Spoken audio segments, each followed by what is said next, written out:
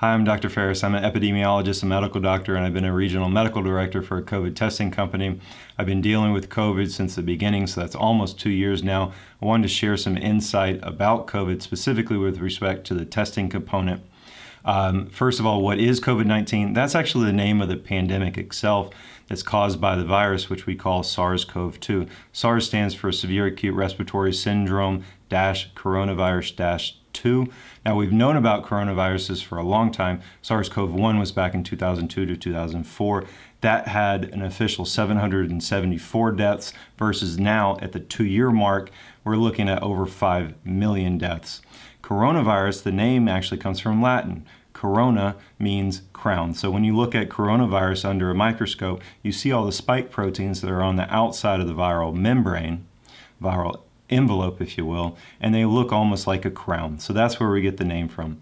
Now, from a testing standpoint, why do people get tested? One of the reasons is for screening, which would be a low risk, just trying to make sure you rule it out. And another reason is because of a high risk exposure. Now, an exposure is defined as anything that increases your likelihood of having or developing a disease. That could be a bacterial infection, a viral infection in this situation, or even cancer with a carcinogen. Now, with a respiratory virus, there are certain things that increase your likelihood of developing it. One is proximity. So if you're within 6 feet, for instance, of someone, then your chances of developing it go way up. We decided 6 feet or figured out 6 feet because people within the 6-foot radius have a much higher chance of actually developing the disease. Part of the respiratory virus has to do with predicting whether or not something will aerosolize or they will stay in respiratory droplets. COVID mostly stays in respiratory droplets, which is a great thing because it precipitates out of the air, usually within 6 feet. There's also a duration component. CDC says 15 cumulative minutes over a 24-hour period increases your likelihood if you've been within 6 feet of someone. So the distance, and then, or the proximity, and then also a duration component. And if those two have happened, then you've had what's called a direct exposure. You can also have an indirect exposure, which is you were exposed to someone who was in turn exposed. And those are dealt with differently. Please follow all the CDC guidelines, and those change as they're needed or as the data change. Now, one of the biggest things I see with testing is a systematic error.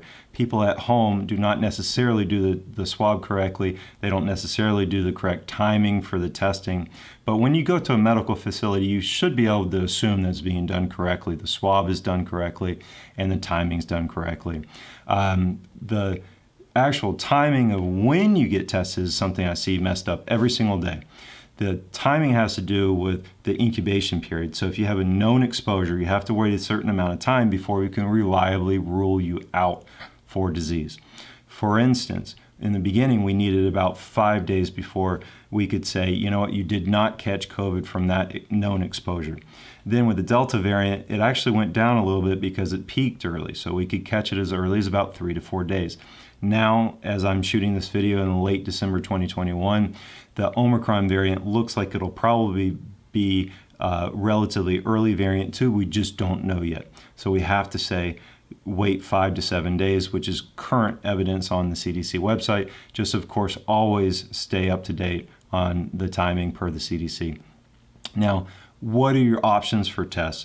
The first one we'll talk about for 2 seconds and then be done with it. Antibody testing. That does not look for an active infection at all. It looks for your previous antibody response to either a natural infection or vaccination. The numbers and the results, the yes, no, how high the antibody levels are very hard to interpret as far as are you going to be immune or not, and predict things like that. So we'll leave that for another discussion. It gets fairly complex and fairly controversial as well. So if you're looking for an active infection, you have 2 options. First one is a rapid test. It's also called an antigen test. Now, an antigen is actually just a shape. So it's very interesting. It's what your immune system looks for. And in this situation, it's actually the spike protein. So that antigen is going to be found by rapid tests. These rapid tests can be done either at home or in a clinic. They typically take between 5 and 15 minutes to result, and then you're done with that one. The Interpretation of those are very important though, and the CDC actually has a good algorithm that shows what to do based on your risk coming into the test. That risk coming into the test is called pretest probability, and I'm going to do an entire video series, one video of which will be basically discussing what exactly is pretest probability. In this situation, we can simplify it to, are you very low risk, meaning no symptoms, no new symptoms, no high risk exposures. We don't think you have it coming into the test. And then if the antigen test is negative, we've effectively ruled you out for COVID at that time. Now, the opposite also holds true. If you come in very high risk, so that would be known exposure, 5 days later you developed a fever, the next day you lost your sense of taste and smell, that's very high pretest probability or very high risk for COVID. If your antigen test comes back positive, then you've effectively ruled in disease. You typically don't need to even confirm that with a secondary test. Now, anything else in the middle though, someone with a negative test but had symptoms, or someone with very low risk that had a positive test, those are the ones that are discordant. Those should be double checked with something called a PCR. Now, PCR is a lab test that oftentimes gets sent out, and it's actually a component, or it's a type of test called a nucleic acid amplification technique, or NAAT. PCR stands for polymerase chain reaction, and it's essentially a molecular test. It's looking for the molecular signature of COVID. It's very good at detecting COVID. It's also very good at not accidentally coming positive when it's something else. For instance, it doesn't mistake flu for COVID, so you're not going to get a false positive from a flu test, for instance. Now, that's a good way of double checking things, and I'll go into another video about when, why, how, things like that in medicine in general, and specifically in COVID, that we need to double check things. But in this situation, that algorithm is actually very good and very simple way to follow it, especially if you're doing this testing at home on what to do and why. The next thing really to talk about is that science is always changing. The scientific method is all about finding new data and then reinterpreting and making sure that you're making some adjustments if needed.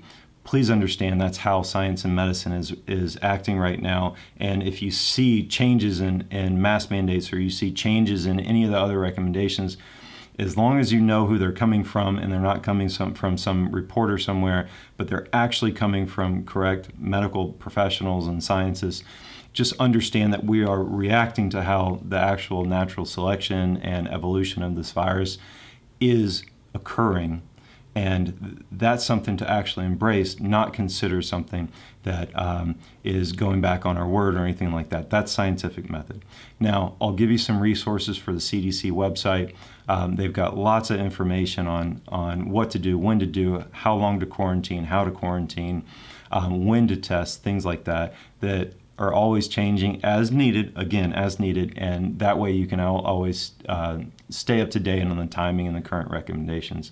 I'm going to, again, planning on at least making a full video series that will go very much in depth into some of the core concepts of how to do testing in medicine and epidemiology, especially for me as a clinical epidemiologist.